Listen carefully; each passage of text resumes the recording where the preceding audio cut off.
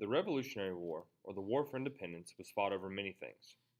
The people of the new colonies no longer felt they were a part of the mother country and wanted to be their own nation. However, the most prominent reason the colonists decided to revolt was taxation. Colonists believed in the social responsibility to be taxed. However, they wanted a say in how they were taxed and why they were taxed. The Townshend Acts put the colonists over the top and sparked the revolution. But how did the Townshend Acts affect the average colonist? We know the majority of the colonists were unhappy with the passing of the acts, and it led to the revolution. What could be more obvious, though? But why did a few taxes have such a large impact on the developing land? It was not just an inconvenience for those in poverty, it was often the wealthy that were willing to fight. The Townshend Acts set a precedent to all the colonists that Parliament would do as they pleased, along with raising the prices of goods that were most often used in the colonies. But what were the Townshend Acts? The Townshend Acts were a series of British Acts of Parliament passed during 1767 and 1768. The acts are named after Charles Townshend, the Chancellor of the Exchequer, who proposed the program. Which specific acts are actually part of the series is often debated among historians, but five are most often associated: the New York Restraining Act of 1767, the Revenue Act of 1767, the Indemnity Act of 1767, the Commissions of Customs Act of 1767, and the Vice Admiralty Court Act of 1768. The purpose of the Townshend Acts were to raise revenue from the colonies to pay governors and judges, to enforce compliance with trade regulations, to punish New York for not complying with the 1765 Quartering Act, and to establish the precedent that Parliament had the right to tax colonies.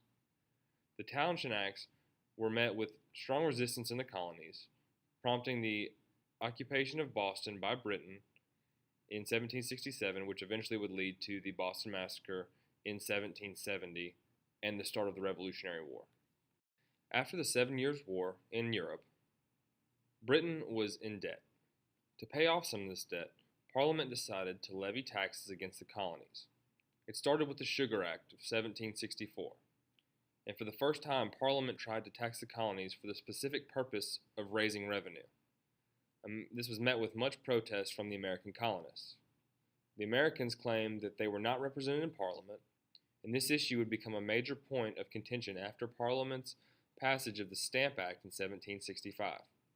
The Stamp Act was very unpopular in the colonies, and the next year it was repealed. It also failed to raise substantial revenue. Also included in the Stamp Act dispute was an issue more important than taxation or representation, and that was the question of what was Parliament's authority in the colonies exactly. Parliament answered quickly when it repealed the Stamp Act and passed the Declaratory Act, which proclaimed that Parliament could legislate for the colonies in all cases whatsoever. The New York Restraining Act was the first of the Townshend Acts to be passed.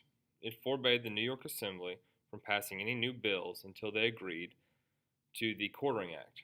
The Quartering Act required them to provide housing for British troops in the colony. New York resisted the Quartering Act because they saw it as a form of taxation without representation. New York and other colonies did not believe the British soldiers were any longer necessary in the colonies because the French and Indian War had come to an end. New York would reluctantly agree to the Quartering Act, at least part of it, to avoid reprimand from Parliament. The Revenue Act was the second of the Townshend Acts passed. It placed taxes on glass, lead, painter's colors, and paper.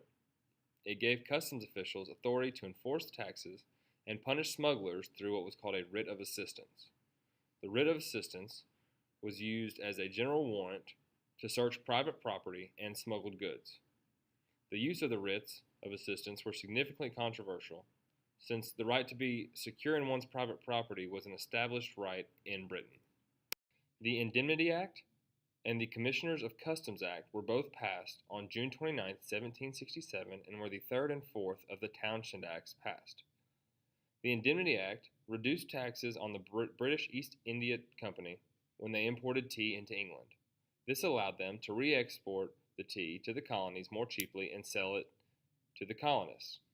At the time, all items had to be shipped to England first from wherever they were made, and then imported into the colonies.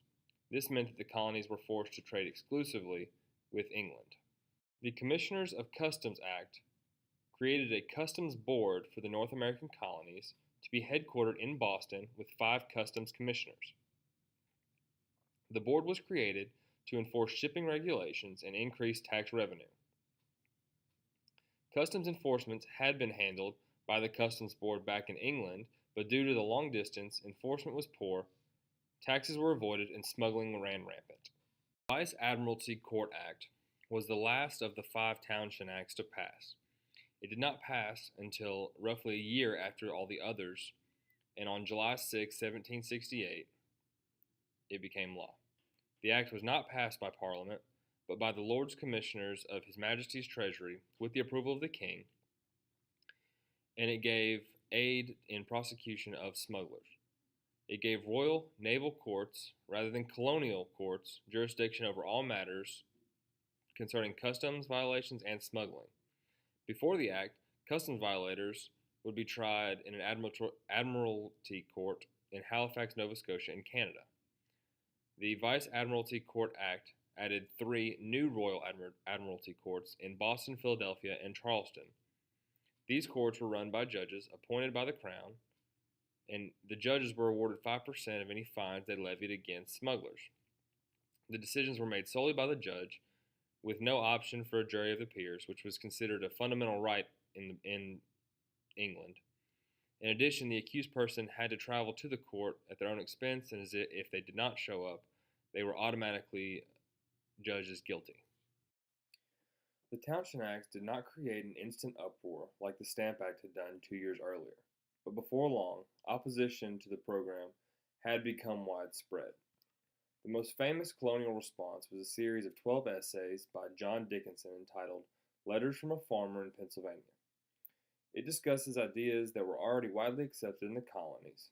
Dickinson argued that there was no difference between internal and external taxes, and that any taxes imposed on the colonies by Parliament for the sake of raising revenue were unconstitutional. Dickinson warned Americans not to accept these taxes just because the rates were low, because it would set a dangerous precedent. Dickinson sent a letter to James Otis of Massachusetts asking for support. The Massachusetts Assembly then sent a petition to King George asking for the acts to be repealed. They then sent a circular letter to other colonies' assemblies asking for support. This level of support varied. Some agreed and decided to help fight, while others were scared of King George and what might happen if they did. After other colonies received Massachusetts' circular letter, some sent petitions to the king. The reaction of the people was not at all of acceptance. Many decided at first that it was a small amount, but the precedent that was to be set did not sit well with the colonists. They were already beginning to have a sense of independence, and accepting the Townshend Acts was accepting parliamentary control of the colonies. The ideas that would lead to revolution sparked from these acts. The colonists did not want to be controlled by those that did not have their best interests at heart. To sum it up, the taxation was fairly minimal, but what the taxation represented was the real issue. Regular citizens would be affected by the taxes, and it would make for certain financial hardships, but the real problem was that America was ready to become its own nation. They no longer looked to the mother country, but were still controlled by Parliament. They were not represented and had no one to speak for them, yet Parliament told them what taxes to pay and used the tax money for things the colonists felt like they were not supposed to be paying. The Townshend Acts were less a horrible issue financially and more the final straw for the colonists being told what to do by an entity halfway around the world.